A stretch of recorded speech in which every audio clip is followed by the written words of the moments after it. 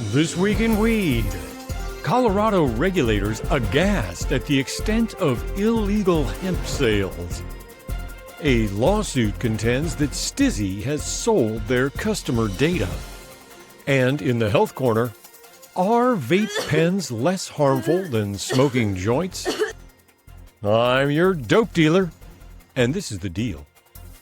Since federal regulations prohibit government-sponsored researchers from working with state legal cannabis products, California NORML sponsored a pilot study pitting legal cannabis vapes against pre-roll joints. The results? The vape pens had no benzene or acrolein, two highly noxious compounds that burning joints produced at unsafe levels. Most other toxins were reduced tenfold or more, except for heavy metals and formaldehyde, as high temperatures are known to generate formaldehyde from terpenes and vape oils. The only toxin for which vapes scored worse than the joint were the heavy metals nickel and chromium. Nickel and chromium! The joints, by comparison, had higher levels of lead and cadmium. It should be noted, however, that the vapes tested were live rosin, the most expensive vape product, which is not subject to the plant's uptake of heavy metals, as solvent-based vapes would be, and likely using the most expensive cartridges, so nickel and chromium levels may be lower than average as well.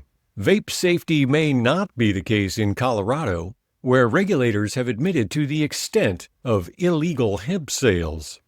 ProPublica reports that a top regulator for Colorado's Marijuana Enforcement Division acknowledged, in a private meeting with industry representatives, that the amount of hemp-derived THC being illegally sold as legal marijuana is far greater than the agency has publicly disclosed. The remarks confirmed testing by the Denver Gazette, which found substantial amounts of Delta-8 and Delta-10 THC in marijuana vapes sold at dispensaries, as well as the fact that certain vapes were contaminated with toluene, which is only used in the conversion of hemp. During the meeting, members of the group Colorado Leads said the problem had metastasized and now posed an existential threat to the nation's first legal marijuana market. Kyle Lambert, the Enforcement Division's Deputy Senior Director, said the number of hemp-derived products is larger than we can quantify. He also said the agency feared the prevalence of banned hemp was driving down the price of marijuana in the state, which both decreases their tax revenue and helps facilitate the diversion of high-grade marijuana out of Colorado and into the black market of other states. Describing anomalies in the system the state uses to track marijuana production and sales, Lambert told the industry players that the extent of suspicious transactions in the system would, quote, probably explode your minds. Too late for this dope dealer.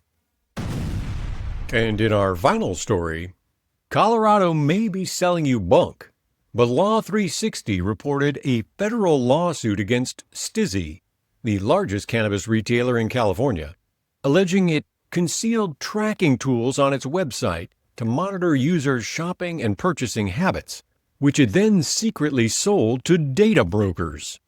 For years, Stiiizy promised consumers that it did not sell, trade, or otherwise transfer to outside parties your personally identifiable information. But the proposed class action suit claims that, in reality, Stiiizy's website was riddled with third-party tracking technology that collected users' purchase details, IP addresses, and Facebook user IDs.